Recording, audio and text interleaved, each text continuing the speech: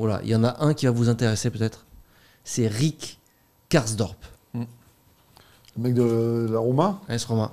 Ouais, arrière droit. tu suis bien. C'est Ouais. une bestiasse. Je suis de langue sur Foot Manager, moi. Ouais, c'est ça, c'est ça. Et Transfermarkt, sa cote, elle a combien? Ça, ben, je traduis ça en mal, je sais plus. Putain, oh là là. Je sais pas. Ah, c'est Regarde. marqué.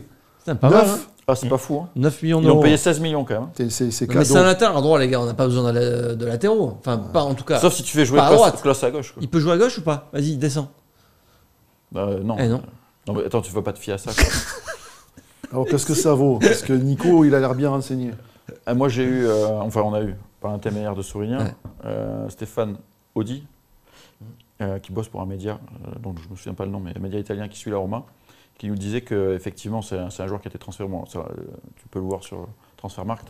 Ils ont payé cher la Roma pour le faire venir. Je crois que c'était à Feyenoord où il cartonnait. Il avait une énorme réputation à Feyenoord.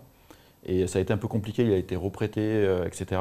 Et il nous disait qu'il avait vraiment des qualités offensives. C'est un mec qui va vite, qui est hyper puissant.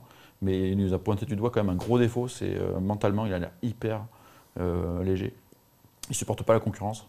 Et là, Mourinho, il n'en veut plus. Mourinho, il a assassiné en conférence de presse. Mais pourquoi il a assassiné? Parce qu'on ne sait pas si il n'a pas voulu jouer un match, ou s'il ne s'est pas présenté, etc. Enfin, en tout cas, il a dit qu'il y avait un joueur qui avait pas été professionnel et qui partirait en janvier, c'était lui. Okay. Donc, ça a été, il a encore un contrat jusqu'en 2025. Maintenant, c'est un joueur qui avait une grosse cote avant. Là, c'est un peu plus compliqué en Italie. Il ne supporte pas la concurrence. Là, il y a Selic de Lille qui est venu à la Roma et qui donc, lui a pris sa place. A priori, il était malade, il était blessé. Et quand Selic s'est blessé, bizarrement, il s'est remis en une semaine. Ah ouais? Ouais, donc il y a eu plein de trucs, comportements un peu étranges.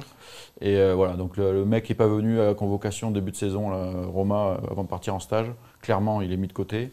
Mais je ne suis pas sûr que l'OM se positionne sur ce genre de joueur. On se dit. C'est quoi le nom du média? Amoroma. Amoroma. Voilà. Amoroma. Cela dit, je vois pas pourquoi on prendrait un mec à droite en plus, quoi. C'est un mec à gauche. Voilà, c'est ça. Ouais, moi, je suis d'accord. Donc, mais c'est une opportunité de marché parce que les Roma veulent le dégager. Ouais, c'est un joueur qui a 27 ans. Opportunité de marché international. Quand tu es pourvu. Enfin, je veux dire, oui, je vois pas Longoria partir là-dessus. Peut-être qu'il se dit que le Caboret avec l'option d'achat à 20 millions, c'est sûr qu'il ne restera pas la saison prochaine. Et que tu anticipes, tu vois, tu peux aussi anticiper. Ouais, mais bon, tu vas pas faire une moitié de saison avec 3 joueurs pour un poste non plus. Non, mais tu peux te dire, Klaus va peut-être passer à gauche.